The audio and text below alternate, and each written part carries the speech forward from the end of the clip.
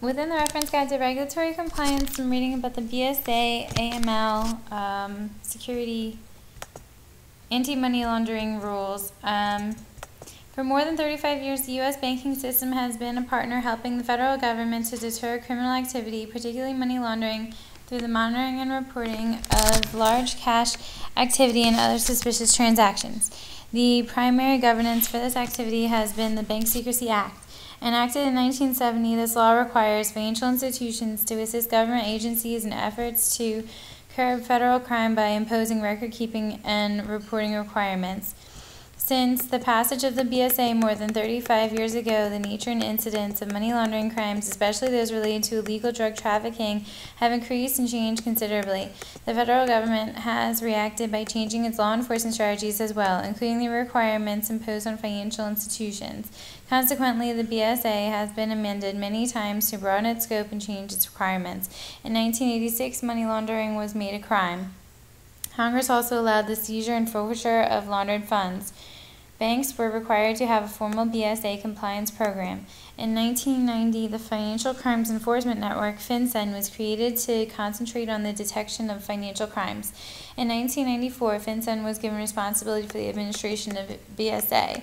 In 1995, record-keeping requirements for funds transfers such as wire transfers were added. The currency transaction report exemption rules were changed significantly, allowing certain entities to be automatically exempted, making it easier to exempt others. The CTR exemption filing and record-keeping rules were burdensome and discouraged widespread use of the exemption process. Therefore, in 2009, FinCEN amended the exemption rules to require fewer filings and broaden the category of accounts that can be exempted from CTR filings. Also, in the late 1990s, the emphasis of the regulatory agencies shifted from a concentration on the technicalities of reporting large currency transactions to the bank's responsibility to monitor and report suspicious activities. Financial institutions must file a suspicious activity report whenever they detect or suspect a crime has been committed within or through the institution. Internal controls and staff training have become essential for an institution to properly monitor and report crimes such as fraud and structured laundering of money. In 2001, the role of the banking system in assisting law enforcement changed again. On October 31st of 2001, reacting to the September 11 terrorist attacks on New York City and Washington, D.C., Congress enacted the Uniting and Strengthening America by providing appropriate tools required to intercept and obstruct terrorism acts of the U.S. Patriot Act. This law prohibited correspondent accounts with shell banks and required banks to provide records relating to their anti-money laundering compliance or their customers within 120 hours of a request by their federal regulators. It also required foreign banks with U.S. correspondent accounts to produce relevant records in response to a subpoena or summons by a Department of the Treasury or the U.S. Attorney General. This law instituted additional due diligence requirements for private banking and correspondent accounts and clarified the safe harbor for filing SARs. Additional enhanced due diligence rules for higher risk correspondent accounts were issued in 2007. The Treasury issued various regulations in 2001 and 2002 to implement other anti-money laundering provisions of this law. In 2003, the Customer Identification Program requirements of the USA Patriot Act became effective. These requirements imposed significant mandatory identification procedures and risk ratings for both loan and deposit customers of financial institutions. In 2005, the federal banking agencies jointly issued a comprehensive interagency examination manual covering the BSA and anti-money laundering laws of NOFAC regulations.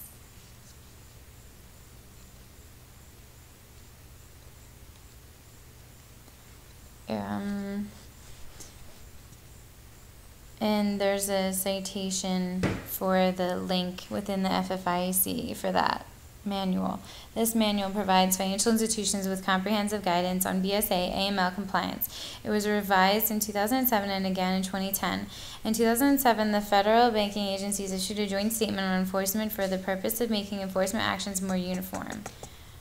Subsection 1 BSA compliance program requirements from the interagency manual and various citations here to U.S. Code and banking regulations of each federal regulator.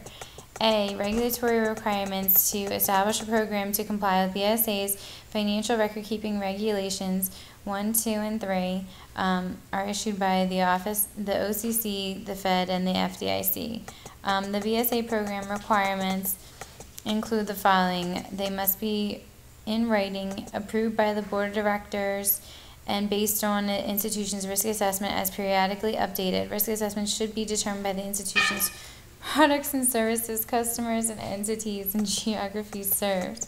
The content of the program must include a system of internal controls, such as 1 through 13. 13 being training employees, 12 being incorporating BSA compliance into written job descriptions and performance evals, 11 provide for adequate supervision of employees that handle currency transactions, complete records, grant exemptions, monitor suspicious activity and all other BSA activity. 10 provide sufficient controls and monitoring systems for the timely detection and reporting of suspicious activity. 9 provide a system of controls to ensure filing of CTRs and CTR exemptions. 8 provide for a system of dual controls and segregation of duties. 1 identify bank operations more vulnerable to money laundering and provision for BSA AML compliance program tailored to manage risks. 2 inform the Board of Directors and senior management of compliance initiatives, identified compliance efficiencies, and corrective action. 3 identify a person responsible for compliance. 4 provide a BSA AML program continuity. 5 meet all regulatory reporting and record-keeping requirements and provide for timely updates of regulatory changes. 6 implement risk-based CDD policy, procedure, and processes. And 7 identify reportable transactions and the accurate filing of all required reports.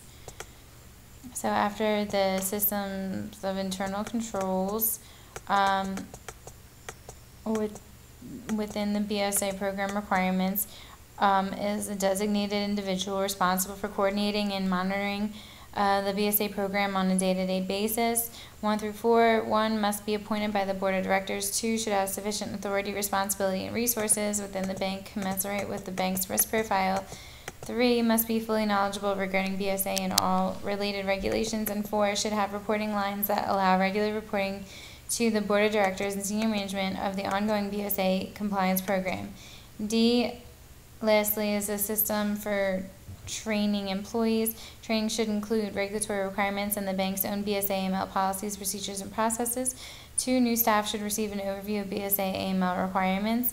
3, all staff should receive BSA training appropriate to their specific jobs. And 4, the Board of Directors and senior management should receive information about major changes to the BSA. Roman numeral 5 and 6, lastly, training should be ongoing and incorporate any changes to BSA, and training should be documented. I don't see anywhere that the training should be annual.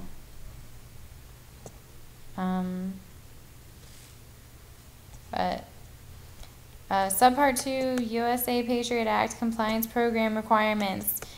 A, every bank must establish an anti-money laundering program that includes at a minimum 1 through 4, 1, the development of internal policies, procedures, and controls.